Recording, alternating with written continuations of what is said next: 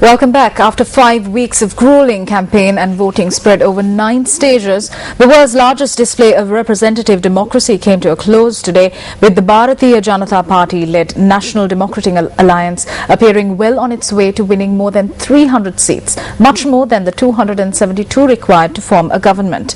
The Indian National Congress, India's grand old party meanwhile, has suffered its worst defeat in the history of general elections in India, and after 10 years in government was pushed to near obscurity by voters, failing to come close to even 100 seats.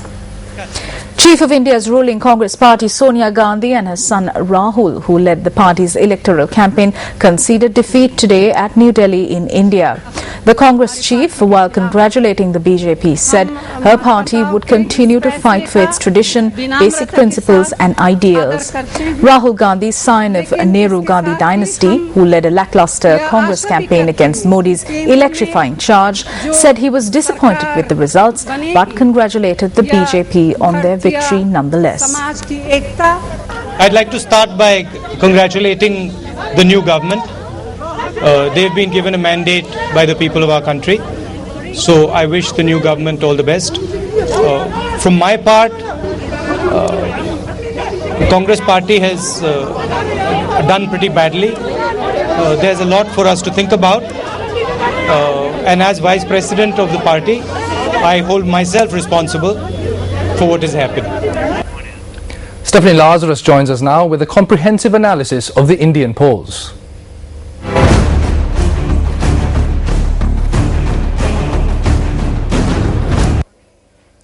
While many pundits had predicted that whichever of the main parties won the election, they would have to form a coalition government, the BJP-led National Democratic Alliance has ridden the so-called Modi wave to claim the magical 272 seats required to form government. At the centre of this unprecedented landslide win was the enigmatic Narendra Modi, the man who will now become India's Prime Minister and head of the world's largest democracy. The Lok Sabha comprises of a total of 543 seats with a single party or coalition requiring 272 seats to form a government. The BJP-led National Democratic Alliance has now surpassed the magical 272 mark and can form its own government without having to bargain with regional parties and so-called kingmakers, including Tamil Nadu Chief Minister Jayalalitha Jayaram's AIADMK. The prognosis for the Congress, however, appears to be ignominy for the time being, after it failed to even come close to the 112 seats that marked its worst defeat thus far.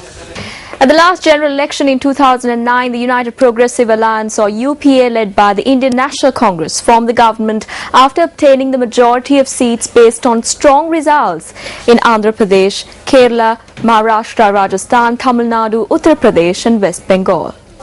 Manmohan Singh became the first Prime Minister since Jawaharlal Nehru in 1962 to be re-elected after completing a full 5-year term.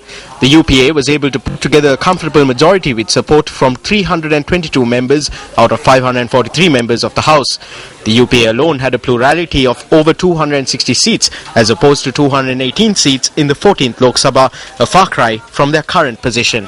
In previous elections, the two main Tamil Nadu political parties, the Dravida Munnetra Kalagam or DMK and the All India Anna Dravida Munnetra Kalagam, have played major roles in forming governments depending on which party won the state. This time, incumbent Chief Minister Jayalalitha Jayaram's AIADMK has won a resounding victory in Tamil Nadu, claiming more than 30 of the 39 available seats from the state. However, ironically, the NDA will not require the support of the AIADMK to form a government. Jayalalitha had said yesterday that she will wait for the results to decide whether to ally with the BJP. Today she said, "I wish the new Prime Minister well," and stressed that her own party's result is historic, unparalleled in history because it has swept the state without an ally. The BJP's PM candidate Narendra Modi has often referred to his good friendship with the Tamil Nadu Chief Minister. In this election campaign, the criticism they exchanged was far milder than the vitriolic personal attacks that became the norm among top leaders in the final weeks of canvassing for votes. Newsfirst and NDTV have joined together on numerous occasions in the past in terms of reporting on news stories holding regional importance. NDTV has assisted in our coverage of the 2014 Lok Sabha polls too. Let's now join Rahul Srivastav, NDTV's political editor, on a Newsfirst NDTV special report. Primarily, one can say is that since for the last 5 years, the ruling UPA government led by the Congress party went into a certain political and executive decision making, which were largely being seen and interpreted as something called the trust deficit and also the governance deficit. The indecisiveness within the government, be it in terms of its politics or its economics, as the country tried to recover from an economic recession, be it the employment scenario or a larger national debate, the Congress somewhere entered into a phase of disarray. And in that disarray, the people clearly were looking for a government which was clear and decisive. While the regional players they had their own leadership, but they did not have a national presence. On the other hand, Rahul Gandhi, the Congress Vice President, the Congress delayed his anointment as the virtual Prime Ministerial candidate till a very late time. And that delay caused the Congress, because by that time the public perception was already fixed. The BJP is not depending on Jalisa. One can certainly say that the Indian central government's policy vis-a-vis Sri Lanka might be much more independent of the pressure of the Tamils in Tamil Nadu than it would have been had it been the mandate been weaker. As early trends showed a resounding victory for the BJP, crowds began pouring out into the streets in celebration across India. In Raipur, city of India's central Chhattisgarh state, jubilant BJP supporters beat drums, burst firecrackers and waved flags.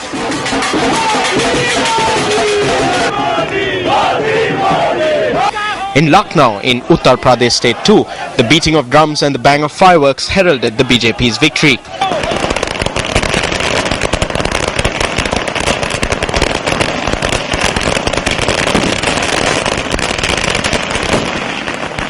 In other parts of India too, the orange of the BJP appeared to be the colour of the day.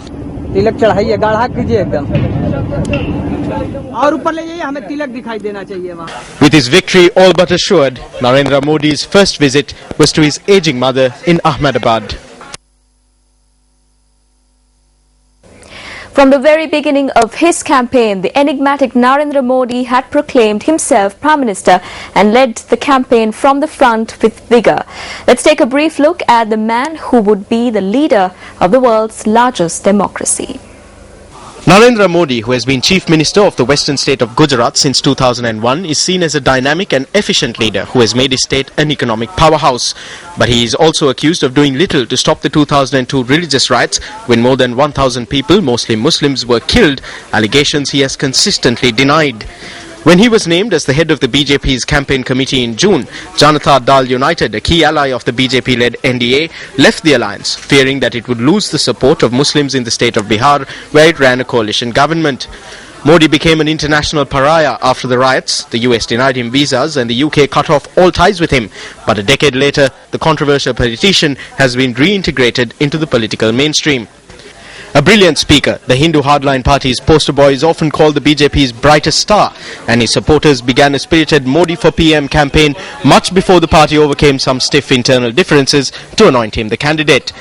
Modi may polarize public opinion in India and abroad, but he has also been credited for bringing prosperity and development to Gujarat and enjoys support from some of India's top industrialists.